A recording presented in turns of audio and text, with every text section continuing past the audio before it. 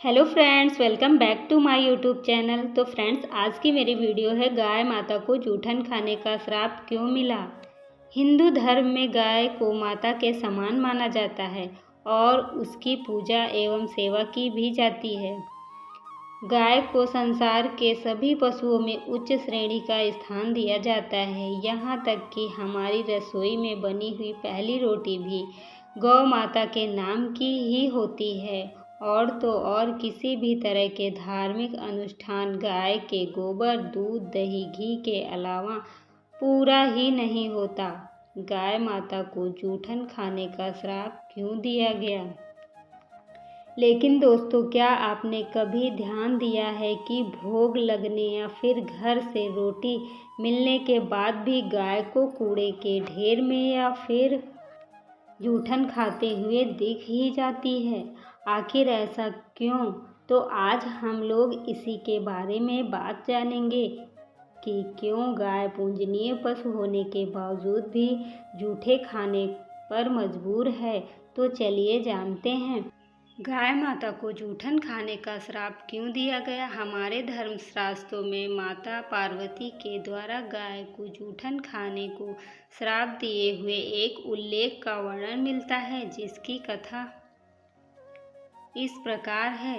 एक बार माता पार्वती ने तीज के दिन व्रत रखा था और जब माता पार्वती के व्रत खोलने का समय आया तो भोलेनाथ ने हंसी ठिठोली करने की सोची। तब फिर भोलेनाथ ने अपनी पत्नी को तंग करने के लिए कहीं छिप गए। माता पार्वती ने अपने पति को ढूंढने के लिए चारों दिशाओं में भ्रमण किया, फिर भी उन्हें भोलेनाथ नहीं मिले। तब फिर माता पार्वती जब निराश हो गई, तब जाकर किसी एक स्थान पर बैठ गई और वह अपने पति के लौटने का इंतजार करने लगी। समय बीतता गया, फिर भी भगवान शंकर उनके पास नहीं पहुँचे। सूर्य भी ढलने वाला था। ऐसे में माता पार्वती ने सोचा, भगवान तो खुद ही इस संसार के जनक हैं, जिनसे कोई भी बात छिपी नहीं है। ऐसे में वह जहाँ भी होंगे वह हमें पूजा करते हुए जरूर देख लेंगे। यह सोचकर माता ने मिट्टी का शिवलिंग बनाया और उसकी पूजा करने लगे। और यह सब कार्य भगवान शिव अदृश्य होकर देखकर मुस्कुरा रहे थे। जैसे ही पूजा समाप्त होने के बाद माता ने नदी में सामग्री विसर्जित की, वैसे ही भोलेनाथ उनके सामने प्रकट हो गए और माता पार्वती को सताते हुए बोले, हे देवी, तुमने तो मेरे बिना ही पूजा कर ली, क्या तुम मेरे लौटने का इंतजार नहीं कर सकती? आखिर ऐसा क्यों? माता पार्वती ने कहा कि स्वामी, मैंने तो आपका बहुत इंतजार किया, लेकिन समय बीतता चला गया, इसलिए मैंने मिट्टी का शिवलिंग बनाकर आपकी पूजा की और अपना व्रत पूर्ण किया। तब भगवान शिव ने बोला कि मैं तुम्हारी बात का विश्वास कैसे करूं? क्या तुम्हारे पास कोई साक्ष्य है? तभी वहां माता ने एक गाय को खड़ा देखा जो सब कुछ देख रही थी। माता पार्वती ने भोलेनाथ से कहा, यह गाय मेरी पूजा की साक्षी है, आप इन्हें ही पूछ लीजिए।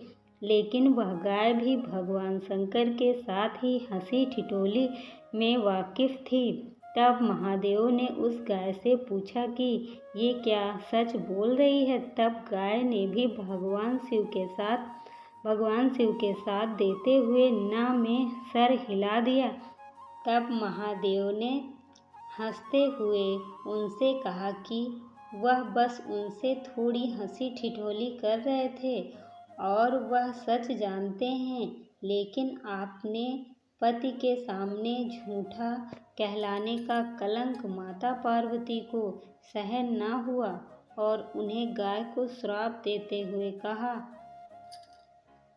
जिस तरह आज तूने झूठ बोला है, उसी तरह अब तुझे जूठन ही खानी होगी, भले ना तुझे अच्छे से अच्छा भोजन क्यों ना मिले, क्योंकि तू जूठन के पीछे भागेगी। यह सुनकर गौ माता बहुत ही दुखी हुई और तब शिव जी ने माता पार्वती को बताया कि उस गाय ने मेरे कहने पर ही झूठ बोला था और उसका इसमें कोई दोष नहीं है।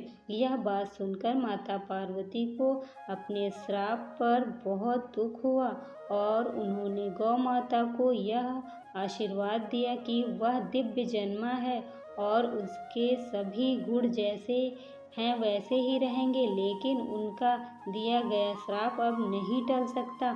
तो मित्रों, इस कहानी से हमें यह सीख मिलती है कि असत्य बोलने का कितना बड़ा दुष्परिणाम हो सकता है। आप चाहे कितने बड़े गुणवान हो, असत्य बोलने का परिणाम तो हमें कभी न कभी मिलता ही है।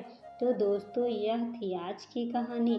अगर आपको आज की ये कहानी पसंद आई हो तो इसे लाइक करें और अपने दोस्तों और रिश्तेदारों से ज़रूर शेयर करें। तो फिर मिलते हैं एक ऐसी ही नई कहानी के साथ। तब तक के लिए bye bye, take care, thanks for watching. स्वस्थ रहिए, सुरक्षित रहिए, अपनों का ध्यान रखिए। Bye bye.